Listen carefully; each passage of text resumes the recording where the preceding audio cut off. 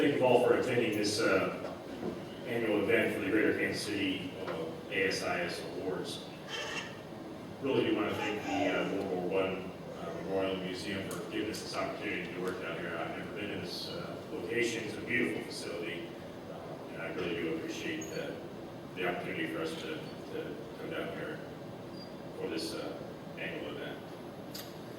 If we all stand for a pledge of allegiance.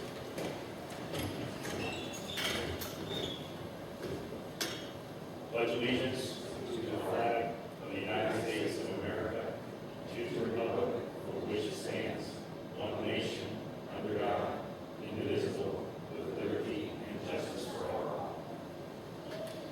You may be seated. Thank you, Mike. At this point, I'd like to bring up the chapter chair, Richard Dunn.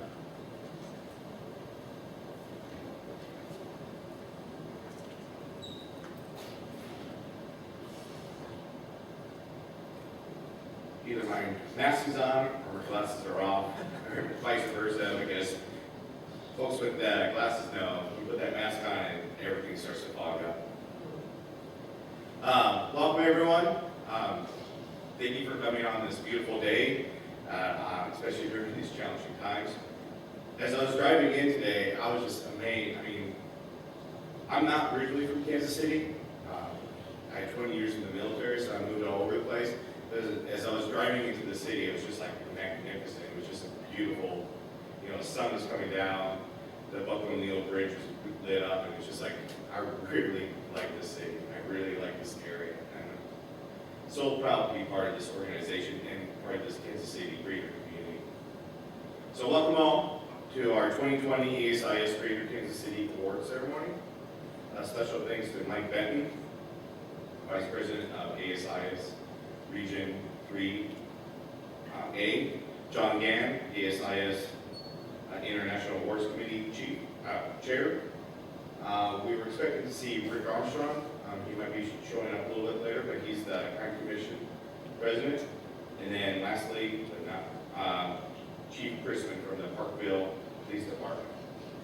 Thank you for coming here and honoring our awardees with your attendance to this ceremony. Normally, we would hold this ceremony in May as part of our law enforcement appreciation luncheon. But with everything else, with this crazy and strange year, that event had to be canceled. This has been a hard year for all of us. For this year, the chapter board, we had planned to do like a lot of big events, make it a lot more social events, to celebrate our 60th anniversary as a chapter, but like everything else this year, we've had to cancel those events. Much like a lot of our life moments right now, family vacations had to be postponed, canceled, or completely changed. Weddings had to be postponed or reduced in size, and then some folks, kids' graduations didn't get that big ceremony. They had to do smaller groups in person. It's just been a lot of struggles for families. Work has been upended. People are having to work from home. Sometimes with your new coworkers, the little ones, they can pop into your meetings on Zoom and kind of make it pretty interesting. Some have had their workloads doubled. Sean has talked about, he's been working 80-hour weeks through this whole COVID beginning with this. And unfortunately, some have had their jobs furloughed. This year, ASIS International has moved the GSX to a completely virtual platform. And locally, our last in-person meeting was in March, sponsored by Bill, Farrell, and AT&T. Even with that, the board decided that it was important enough that we have an in-person event to honor some of the individuals that are doing great work in the Kansas City area. And the World War I Memorial was gracious enough to allow us to use this room and the facilities so we could properly social distance and make it a classy event. This is a great room. Great building, great facility. And if you've not been through the museum, you owe it to yourself to check it out. It's pretty spectacular. One of the great highlights as a chapter chair is to personally recognize all the great things that the chapter has done and be part of a team that's trying to do even more for the rest of the year. Even though we are limited to what we can do in the physical space, we are still finding new and innovative ways to support the chapter. On a personal note, I am humbled to be able to recognize the individuals that we are honoring today. But before we bestow the honors, I would like to make some chapter announcements. This year, the board decided to award the chapter's ASIS GSX recognition to the chapter member who referred the most new members. We had a tie, so the board picked the winner. But the winner is David Stutite, Chief Security Officer from Johnson County Sheriff's Office. So he's won the registration, is going to be able to attend the GSX virtually, so he doesn't have to leave Kansas City to do it. I would also like to recognize Ben Warner from Honeywell FMT. He's not here, but some of the leadership from FMT are here. He was our June guest speaker, and he's also the first recipient for the new chapter point. I'm waiting for the Honeywell communication team to approve the release of the pictures that were taken of the presentation, but as soon as I get it, I'll share it on the website. I'm really pleased to announce that the chapter, some great news that came up. Bill and I received it a few weeks ago. But the chapter has won the runner-up for this year's ASIS International Chapter Newsletter of the Year. That's a great honor, and we're really proud of that.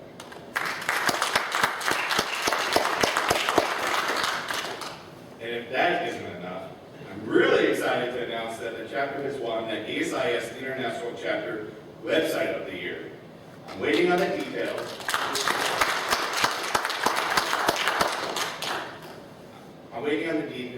But it's a great honor to be recognized in these categories, especially during these challenging times. I just wanted to make sure you just have the time to do it as an international board. It's a little weird with masks off, and I don't spit up anybody. But as the committee and the handling the international committee was usually week first, we did today's virtual meetings on Zoom, like 24 members.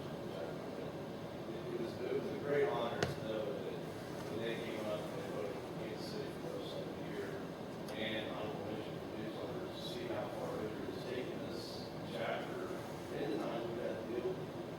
And they're very impressed. There's a lot of great comments. I didn't know when the announcement was going to go out, but we're still working on the GSX Plus ceremony. I think Friday is a virtual ceremony event. I have to say the detail of that. Which I just wanted to bestow the honors on you and the board for what you've done in the time we had. The committee, international committee for the award was very impressive. How you're able to keep together and do what you've done this time. So kudos out to you and the board and the chapter. So glad they announced it. Thank you, John.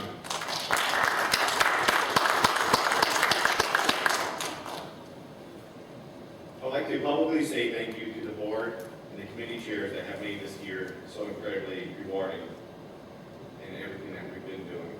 And I look forward to what we can do with the rest of the second half of the year. Thank you. Jared. And thank you all to the chapter members that are the lifeblood of this chapter. Without your commitment and support, none of this would be possible. Congratulations to the award winners, and now I'm excited to introduce our guest speaker, Chief Chrisman.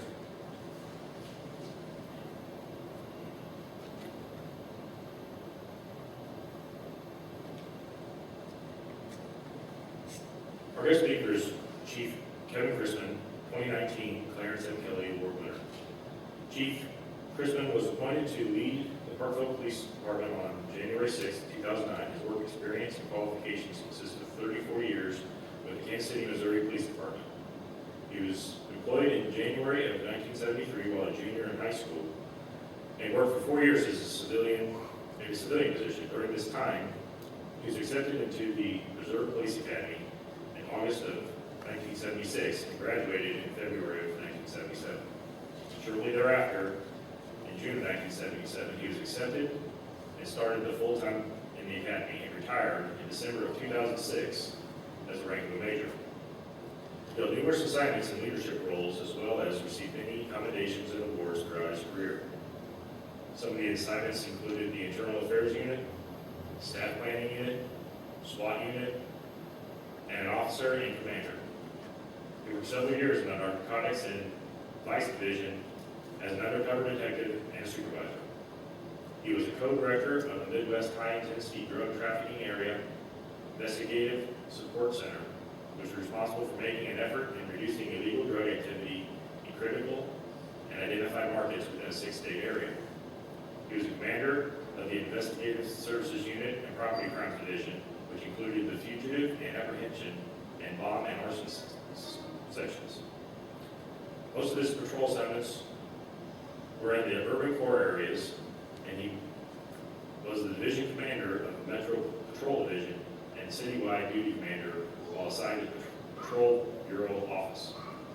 He's a lifelong Northland resident. He graduated of Winnetonka High School in the North Kansas City School District. He has an associate's degree from Criminal Justice Administration from Penn Valley Community College and a Bachelor of Science in Criminal Justice Administration from Parkville University. He also completed his graduate degree with a Master's of Science in Management from Baker University. I'd like to please welcome Chief Chrisman.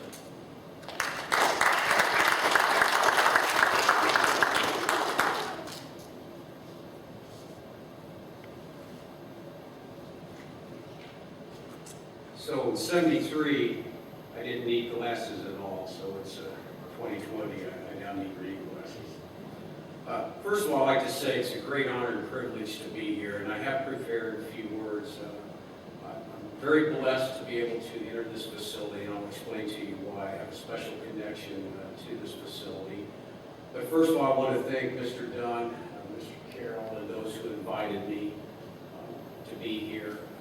I wish more would have been able to be here, but really what this is all about is honoring those who did the job that need to get recognized today. So whether there's 5 people in here or 500, I'm going to proceed as if it's full and say my words that I hope are encouraging and also make some sense to all of you. But first of all, before we go any further, I always like to start out with something. The only security story that I have that I can actually tell in an audience like this goes like this. I knew a guy, he was very young. I met him, he was very young, but he was also retired.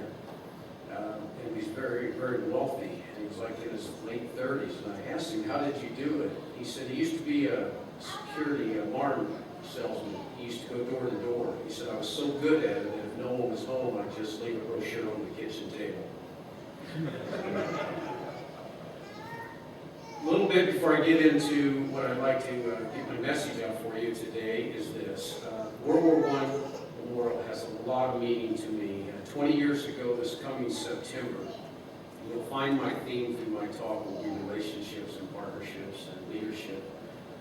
I met, well, in 2000, I was commander at the property and evidence room, and we did a gun buyback. There's some still may remember it. It was a 2-day event. It was huge. It was coordinated. I was a commander in that unit. I was given the task. I worked with ADOC against crime. We held it out at Arrowhead Stadium. It was in the press. We were going to pay money for people to turn in their guns. Some of us were skeptics about some things, but I will tell you what came out of it. Mr. Warren Card, who's the museum coordinator for this facility right here, made a phone call, tracked me down, and said, I understand you're doing this gun buyback. It was 2 full days. It was like 10 hours a day for 2 days.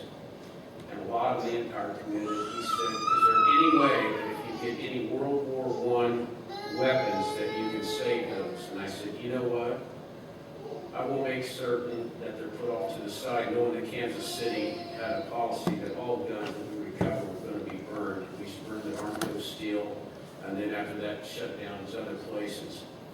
Make a long story shorter, we did. We collected several World War I parts that were actually in great condition.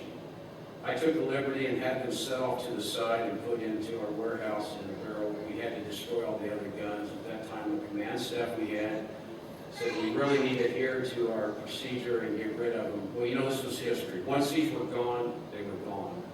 We would never have them again.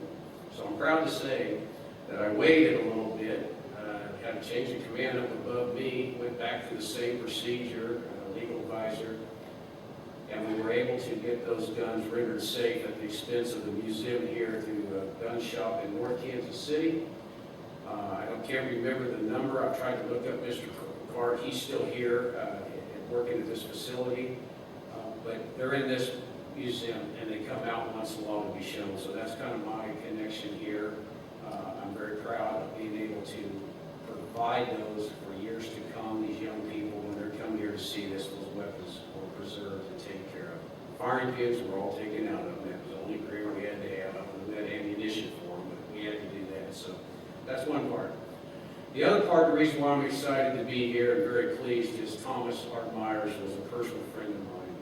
This award, I know there's so many award makers throughout the year, but all the awards that I read today was really quite impressive. So I have a connection here with the Thomas Meyers Award. I met this man many years ago. I believe he was Gladstone PD when I was a young officer. But just to let you know a little bit about him, for those of you who don't know him, he was a man who had this infectious smile and a gift to gab. He had a gift to make you feel the most important person in his presence, whether it just be you or you're with a group. He really was attentive, and he was a natural at what we refer to today in a philosophy of community policing. He just had a way that he could build relationships and partnerships just without any effort. So for the recipient of that today, it's going to be my great honor to be able to present that as well as the other ones. So with that, I'm going to get forward. So those are two things that are very important that I'm here, and I'm glad to be here. So as you guys all know, in May of this year, in 8 minutes and 46 seconds, we in private security and also mainly law enforcement went from public servants, and like for the most part, as we were recovering from the Michael Brown incident in 2014, which put a big dent in our hiring and our reputation, to public enemies. We cannot and should not allow this incident to define our profession and purpose, because it's not what policing is about. There are many things that when people call the police, particularly, they should expect a law enforcement response. You hear the term defund police. I honestly, in 44 years, have never heard that term before, and I think it's being used incorrectly. Like when I listen, I hear them talk about more resources. I don't think there's a person in this room that does any kind of service call, whether it be in private security and or law enforcement, that very rarely do we do what is truly law enforcement. There's a lot of research on this. We actually handle a lot of social issues. What we need is more help in that aspect. 2 in the morning, we make a domestic violence call. We need to be able to pick up the phone and get somebody to help us with that woman and her man, whoever the victim is, with 2 small children, and not let us try to figure it out ourselves. So it's important to develop relationships and partnerships, and there are a difference in both of them. They can be synonymous at times, but they are a little different. And this should be done in ongoing prior to any crisis and or significant event. A lot of times you see a big event happen, and you see the leaders of their organizations start coming out, wanting to get with people, bridge gaps. Quite frankly, folks, all that should be started way before we have any type of incident. It should be ongoing. The relationships are as simple as whether you're in private security, responsible for some property, or law enforcement in the district, is just interacting with those who live in there and making that casual conversation with them and contact so they can get to know you, ask questions, and get to know people. Partnerships is a little more in depth. Partnerships usually start out as relationships. They grow into, for instance, ASIS International Crime Stoppers. You get with people that have resources, and in private security, which outnumbers law enforcement across this nation by a large amount, has resources and expertise in so many facets that police need to start tapping and building those partnerships even better than what we have today, so we can have some technology available to us to help us do our job. So in the past, I've been in this region my whole life, law enforcement agencies have been segregated by jurisdiction, in many cases attitudes. I've experienced over my early career territorial issues. We don't have that in this region anymore. For some reason, anybody who comes here to work from outside agencies like the federal government agencies seem to like it here, saying that we just all seem to get along. Kansas side and Missouri side, we all believe that the bad guy has no boundaries. Why should we? We do know that we have jurisdictional issues that we must adhere to, but the truth is we're all out for the common good, and that's to protect lives and to save property. So the sharing of information is so huge in today's times. So all that kind of stuff that we experienced years ago is not in this region, but it still goes on across the nation. So those attitudes, partnerships begin, as I stated, by relationships with all public safety peers, not only in our local communities, but beyond. It's when you're in seminars or you go to some other type of training away from here, you network.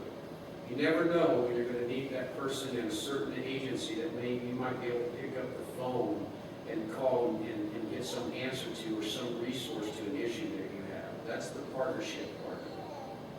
So the majority of a typical officer's time is spent not on crime, as I stated, but on public nuisance and lifestyle assistance issues. We have noise complaints. We have dog barking calls. Everybody calls the police for everything. And we do realize that a lot of times we don't have the expertise, but we seem to make it work just by virtue of it's what we have to do at 3 in the morning when we get that call. So we are also saying that we need more resources. When private security works in partnership with law enforcement to respond to these issues, police officers in particular have more time to focus on solving crimes and enforcing the laws of society. Therefore, in private security, they can supplement and support state, county, and municipal police agencies by relieving us from many calls for service. And those kind of topics are already being worked out in this city as we speak. As budget reductions result in reduced officers, more private and public enterprises will be turning to contracted private security officers to supplement police agencies, which I have already seen, and I think it's a great idea because it relieves some off-duty. It allows more officers to work the street and be responsible for private enterprises.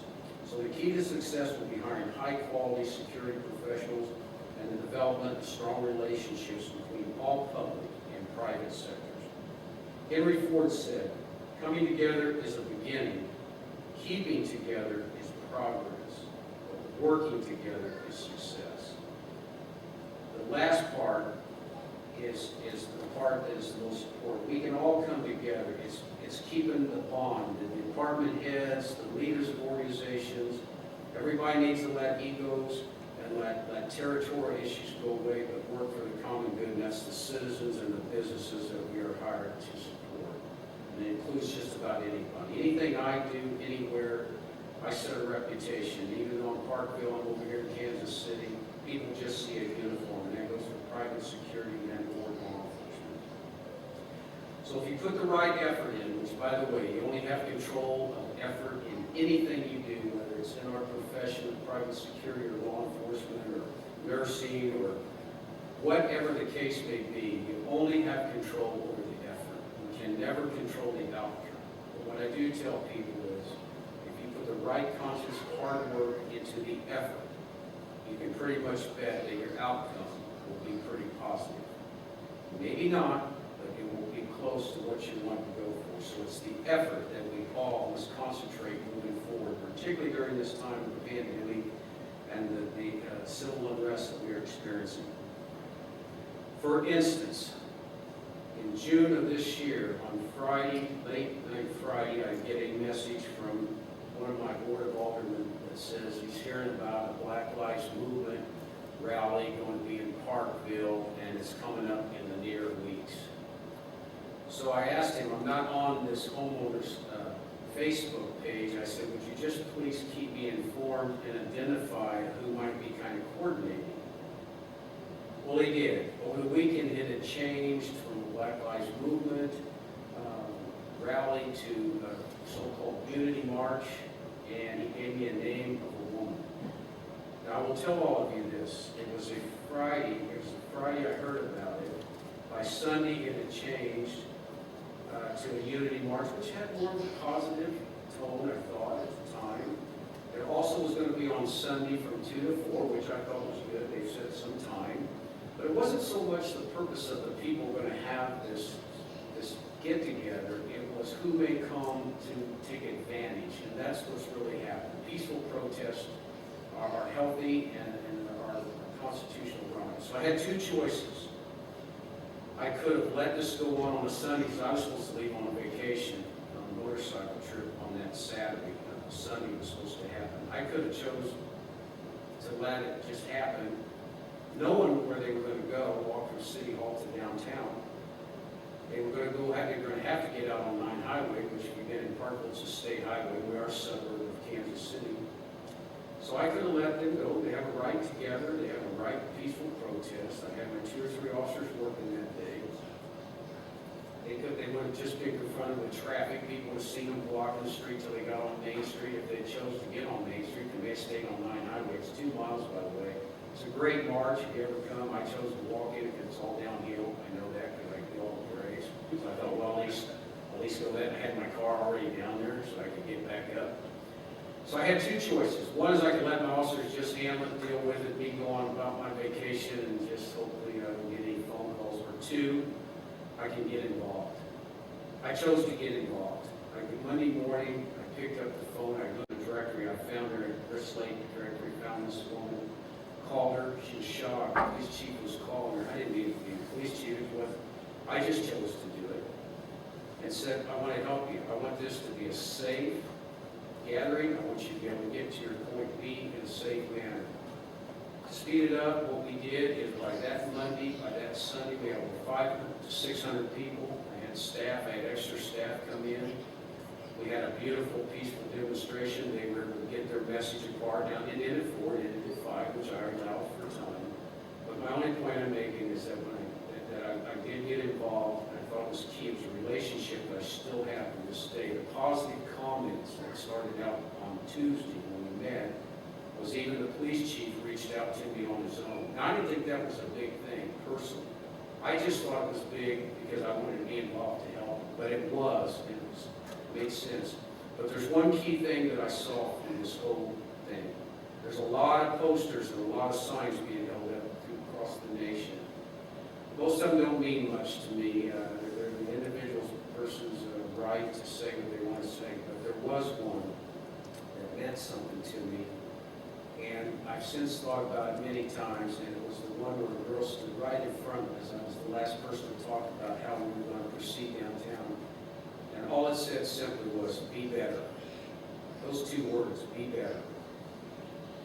Well, I got thinking about that, and I thought, wow, I don't have to really give up anything. I don't have to side with somebody's issues. I don't have to agree with you here on this side. I don't have to agree with this side. But you know what? I can always be better. Anything I do, whether we show up here earlier or try to give the best talk, we all can be better. So I just ask you to remember that part, and we'll talk a little bit more about it as we move along. So that was part of that, and it went off successful. I like to think it went off so good that we just don't keep having them. Like it wasn't a lot of manpower intensity, but it was well worth it. So we must work together with relevant communities to ensure that years from now we are harvesting the fruits of measures we take today. This woman had 3 young children that I took some police stickers to. I mean, they're little, they cost us less than a penny, but you know what? They're little gifts, and I gave them 3 or 4 each. It's just little things like that, building relationships that I believe as we built through this, or as we worked through this march, I know that there's some relationships because I've still been in contact with people from it that was appreciative and thought it was nice and we were able to help. I just thought it was nice that people did what they said they were going to do, and it was a peaceful march.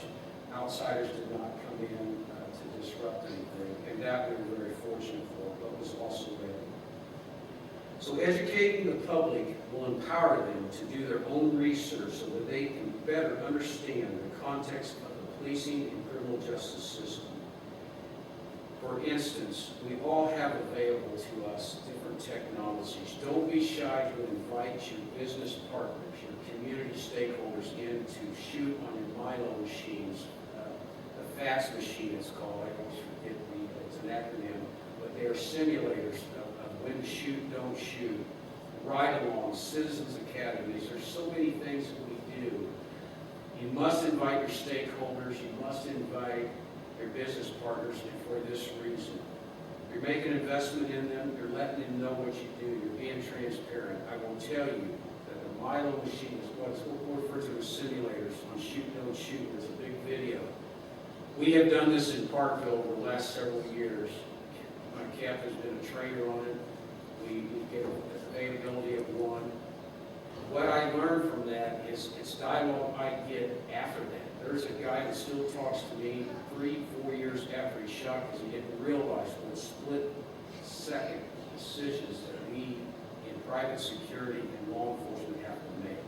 Case in point, a city administrator we had wanted to shoot this thing. We gave her a little training, went through it. Very easy scenario. Broad daylight. SUV. The lid's up on the back. I think it's Sunday afternoon. He's in a parking lot where no one's supposed to be in. He's in the back. The man's in the back of the parking lot. And you're approaching. You get called a suspicious party call. As she's walking up, you have those who law enforcement know and private security know you can change whether there's a weapon or something in the hand. And this administrator approached, this subject turned, and all he was turning, he had a cell phone in his hand. She shot him. She says, he did have a gun, didn't he? And thought, hey, light bulb went up. It's a little late to be saying that at that point. The only reason why I bring that up is from that point forward, this person who was our new city administrator had a whole new appreciation for the law enforcement side of city government. They had never worked around law enforcement. We were always being second guessed when somebody would make a complaint or an issue until we get the facts. And we all know what perception is, particularly in our field. If you perceive it to be, whether it be private security or law enforcement, it's real until proven otherwise. And sometimes it never gets changed. But we still must go on because we know the facts. So get people involved. Don't be shy to offer up and show your resources. Obviously, we don't give up anything classified nature. But be open-armed and share with those that are going to support you. Because by building strong relationships, early on in partnerships, when something does happen in your community, they will wait until facts come out, more likely to be supportive and not prejudged early on, as we've seen somewhere in some cases across the nation. So I encourage that at all times. So to accomplish these relationships, you must possess strong whole communication skills. It is a total must. It helps in developing your contacts. But what is important is listening skills. Listening skills is the most important of all communication skills. We all can talk. Sometimes we all talk at the same time. We're never hearing each other. But being able to listen when someone tells you. John Maxwell says there are 3 reasons problems are inevitable. First, we live in a world of growing complexity and diversity. And really right now we truly do. Second, we interact with people. And third, we cannot control all the situations we face. So part of this is that effort. We cannot control. We deal with people, and we're in a complex situation. So we must have strong listening skills. Because if you closely listen to most citizens and or clients, and police officers get this all the time. And I always encourage young officers to ask people when we get on these calls. It's not really law enforcement, which we know is cut and dry. We know the law. We know what needs to be done. Ask them what they think they ought to do. I guarantee you 9 times out of 10, they will have their own answers. They just want assurance. They look to you as the leader, regardless of whether you're the new security officer that's hired on this property or you're a commander or a sergeant coming out in a large PD. They look for you to be the leader, and they want you to agree with them. And you only agree if the answer or the comments help to work towards solving the problem. So your role as a law enforcement officer and or security officer is about building those relationships and displaying leadership. That's why leadership is the next most important topic. We talk about leadership. Young people think when you get in organizations, whether it be in law enforcement or any other field, that it's always that older person's been around a long time. Quite frankly, it's not. Leadership starts out at a young age. It starts out about doing the right thing. So whether you realize it or not, or you want it or not, once you enter your respective communities, as a law enforcement officer and or security officer, you become a leader to those you serve, and they do look to you for leadership and guidance, and quite frankly, they deserve it. That's why you're in that position. Leadership means doing the right thing, not just doing things right. I know that everyone in this room, particularly the security officers and law enforcement, will follow all your training and guidance closely and will do a good job. But I believe more is required of you than just doing your job. I encourage and urge you to not just look for ways to get by and just handle situations, but look for ways to make a difference. Citizens and clients will look up to you and listen to you. You have a strong influence, so use it. Successful leadership today is about influence, not authority. The days of autocratic leadership is gone. There are times in certain positions that autocratic leadership is appropriate. That's in situations we have witnessed here recently. There's sometimes commanders just have to give orders. We have to take care of a problem. But most of the time, it's all about influence. There is time to make decisions and sound decisions, so you should use that. Use your influence and no authority. This is where strong oral communication skills rise to the top. Leadership means doing what is hard. If it was easy to become a law enforcement officer or security officer, more would do it. Leadership means the willingness to take on big projects, tough assignments, or long hours, and just quite frankly, take more responsibility. Are the risks greater for doing it this way? Yes, they are. The rewards are even bigger.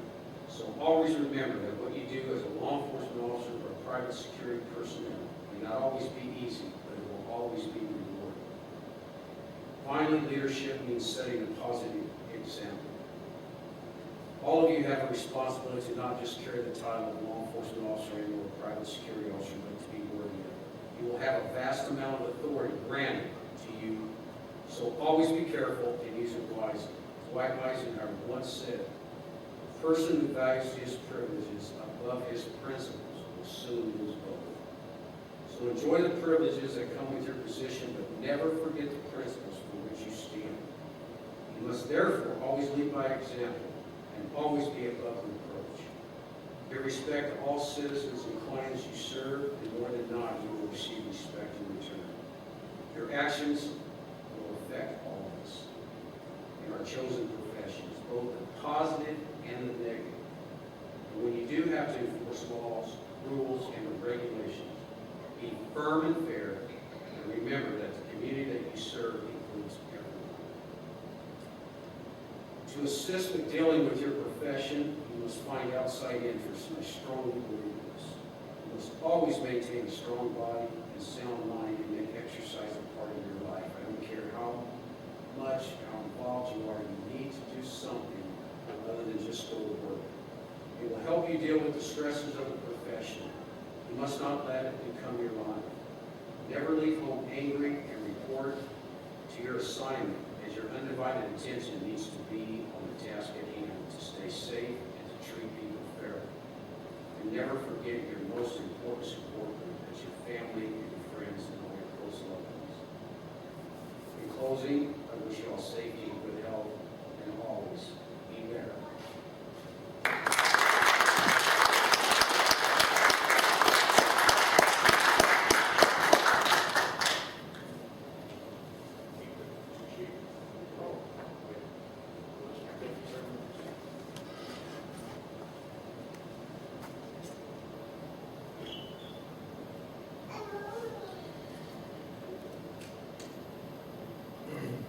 First award is a Security Officer of the Year. This award recognizes a Kansas City area security officer who excelled in the discharge of their duties by taking exemplary on-duty action to protect life and or property.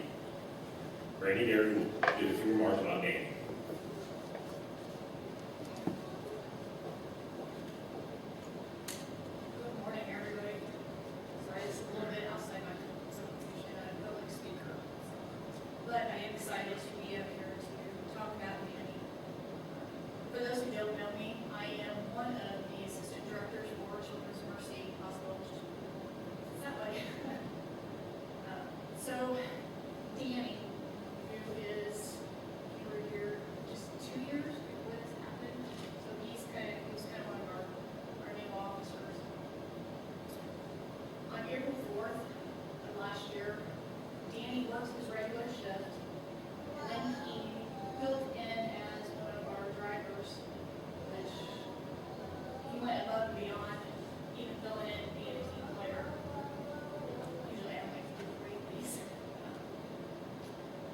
Danny was driving north on Home Street about, he was getting ready to cross over path, and for those who are familiar, there's Vincent along there. Danny noticed that there was a gentleman standing on the bridge, and for those in law enforcement and in security, sometimes you get that spidey sense that you're just not quite sure, something doesn't look right, but you're kind of hesitant. But Danny, instead of just going on, continue driving, getting our employees to the hospital, he stopped. He could have just called 911 and said, hey, I think there's a guy on the bridge, don't know what he's doing, looks like he might jump, not really for sure, but hey, just want to let you guys know. Danny took it upon himself to stop the shuttle, tell the employees, please call 911. Danny got out and he talked with this young man, one-on-one.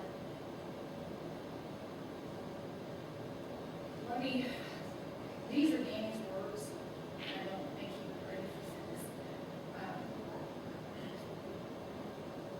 When he approached this young man, and this was taken, we did a couple interviews with Danny, and the news did a report for Danny.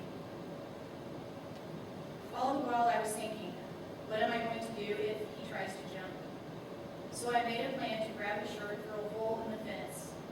To complicate matters, the man was standing on a very narrow ledge, no more than a few inches wide. The worst part was when he turned around on the ledge to face me. I tried to keep a hold of him through the fence so he wouldn't just slip.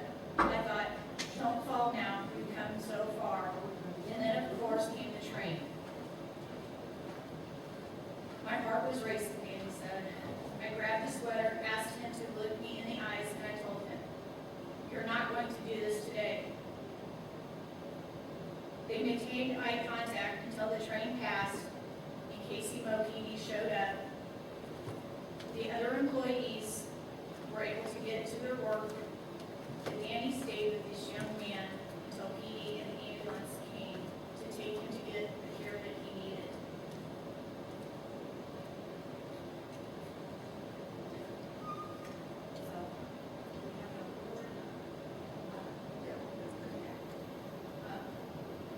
I am very, very proud of Danny. Unfortunately, I don't get to work with him every day, but I do get to hear that we talk about him all the time. His smile when they come in, his smile when they're leaving, even though they've had a hard day. Just like law enforcement, we see some things that we don't like. We take that home with us at times. And so it's good to be recognized when we have a situation like this, just to say thank you. We appreciate you. We're honored to be working with you.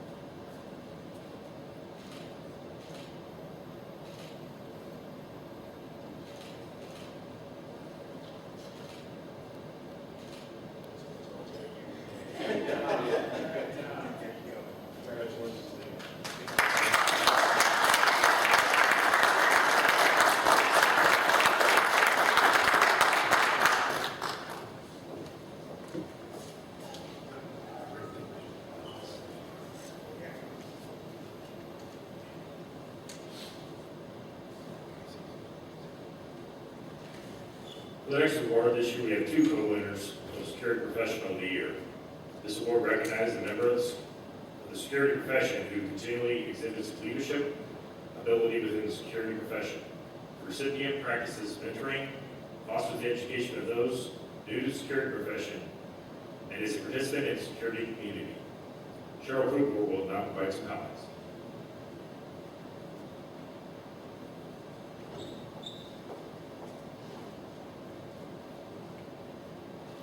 Good morning, everyone. I'm Dr. Cheryl Cooper, and I am honored and delighted to be here today to recognize all the award recipients. I'm specifically honored to be here to celebrate with Britney in receiving the Security Professional of the Year. When I first heard that ASIS was accepting applications, I first thought, who's really excelling in the industry, but who's also giving back to the community? There is nothing better than you can give than to be of service to someone else, to help someone else, to lift someone else up, to throw them on your back and say, I got you. And when I thought about that, I thought about Britney. She is a bridge builder in the community. She is a thought leader. She is a cybersecurity professional who is always looking for ways to protect critical infrastructure. She is looking for ways and how to keep you safe, to protect your data, to protect your privacy. We all know the numbers. There is a gap with women in STEM, science, technology, engineering, and mathematics. There is a gap in minorities and the underrepresented and the undeserved communities in STEM. Britney is a boots-on-the-ground mentor, and it is a testament when I look out here today and I see Marie, I see Maurice, and I see Naomi, people that she has mentored. A lot of people in this field, cybersecurity, say, I want to get in that field. We make lots of money, y'all. But people are saying, where do I start? Should I get a college education? Should I get a certification? Should I get experience? Britney doesn't look for a badge. A lot of things that Britney is doing, we don't even know that she's doing. That's the sign of a true leader. She doesn't look for awards and accolades. Being myself, she has even mentored me. I started out doing mentoring workshops. Maurice and several people here have attended those, but I'm like, I'm nobody. But I met Britney and I'm like, hey, could you come out to my luncheon and just mentor and share your knowledge? She's like, sure, Cheryl, I'll be there. She is the director of AMC, International and Domestic Cybersecurity. She came out and helped me, just with a group of about 15 people over lunch. She doesn't care about ethnicity or gender. She is creating the next generation of cybersecurity and IT professionals, and I am so honored, and I just want to say congratulations.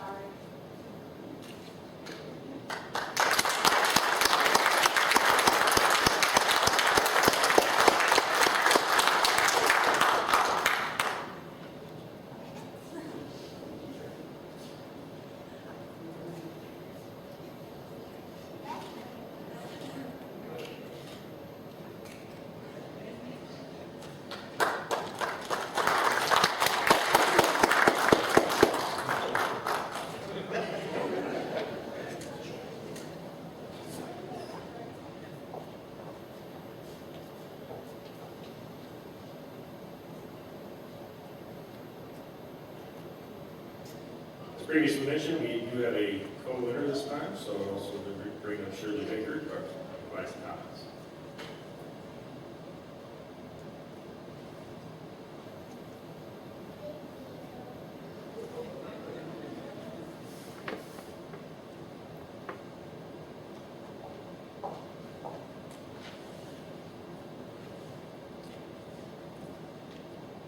Working for Honeywell for 8 years, Lieutenant Darwin DuPree managed the Protective Force Training Program at the Honeywell plant that they operate for the Kansas City National Security Campus, and led the active shooter training, which has been identified as a best practice across the NNSA's nuclear security enterprise.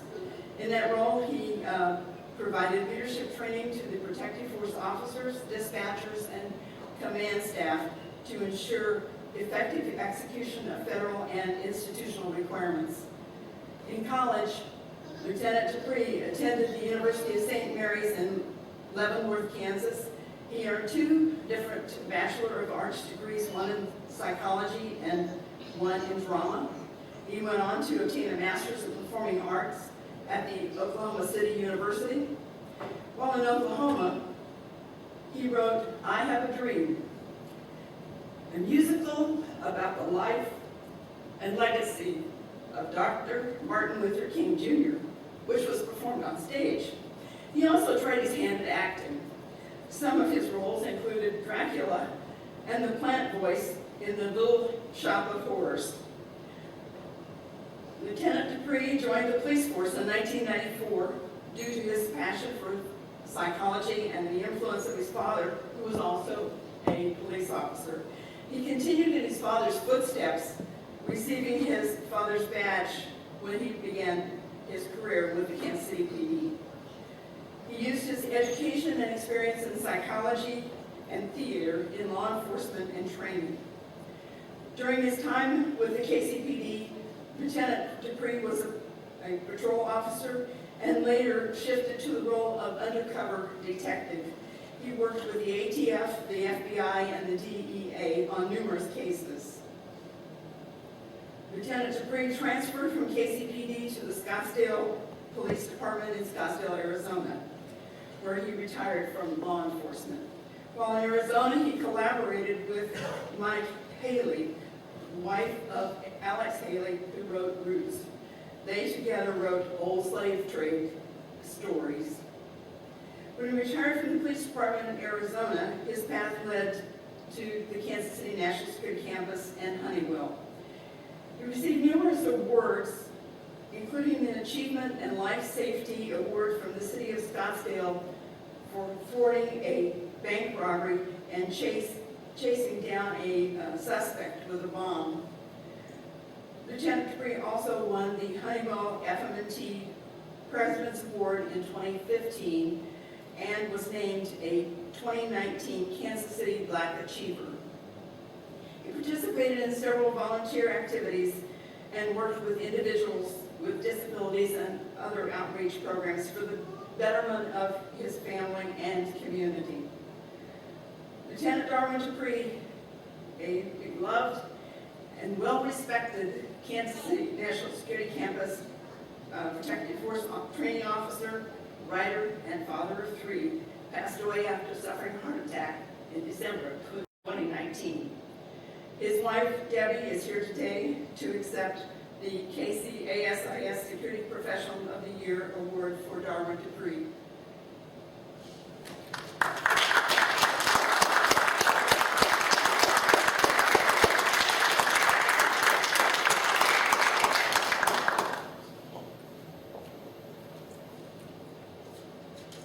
Well, I've got a couple of words to say. After I saw the name, when I read through this, I actually worked with Darwin's father for a long time in Kansas City, and I think the quality is very honored to be here today.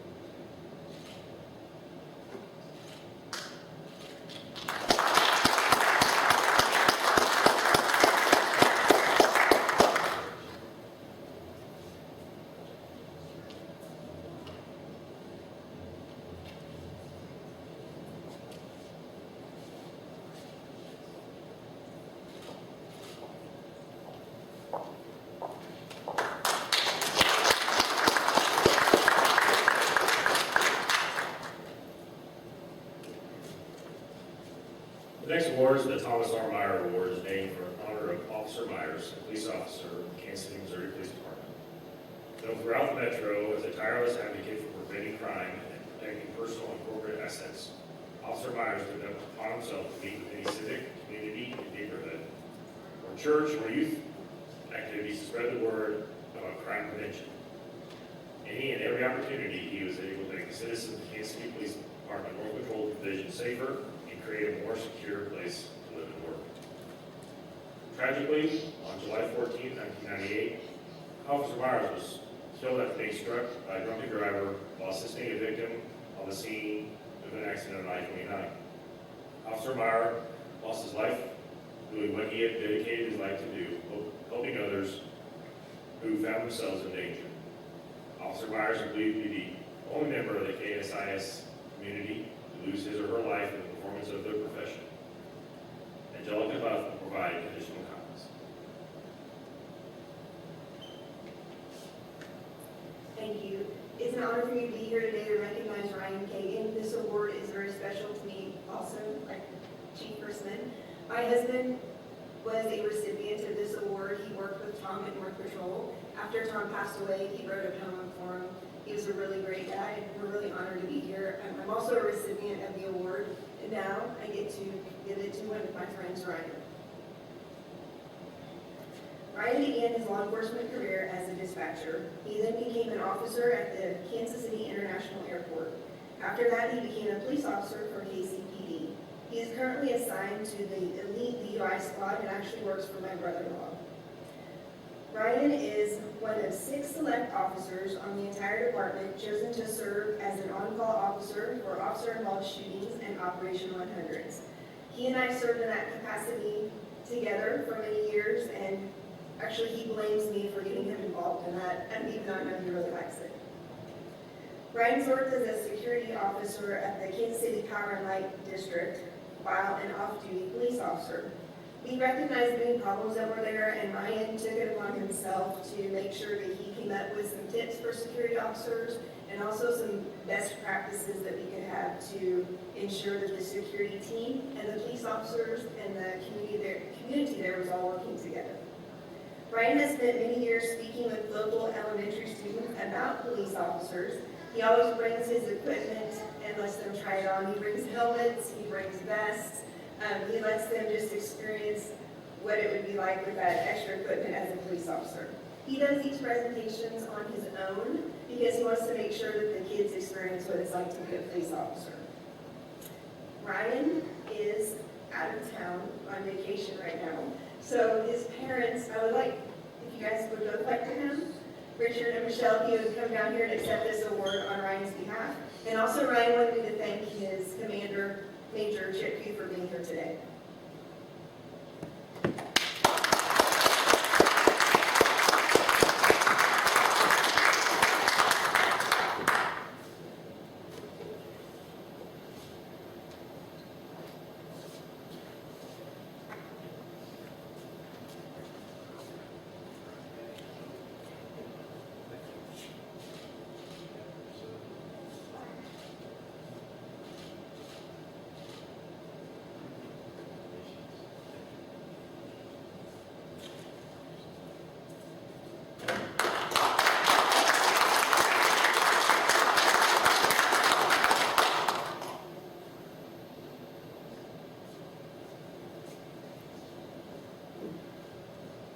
At this point, we'd like to invite the World War I Memorial staff to the stage for our podium presentation.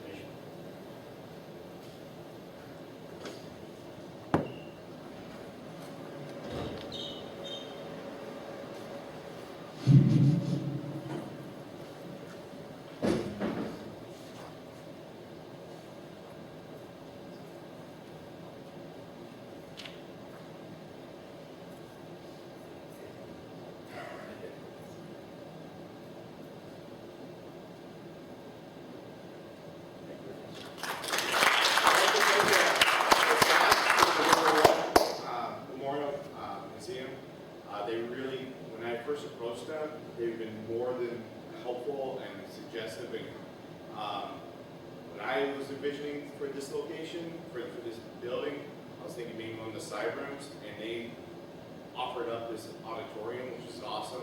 So again, I really appreciate it. They went out beyond any expectations I had, and really appreciate it. Thank you.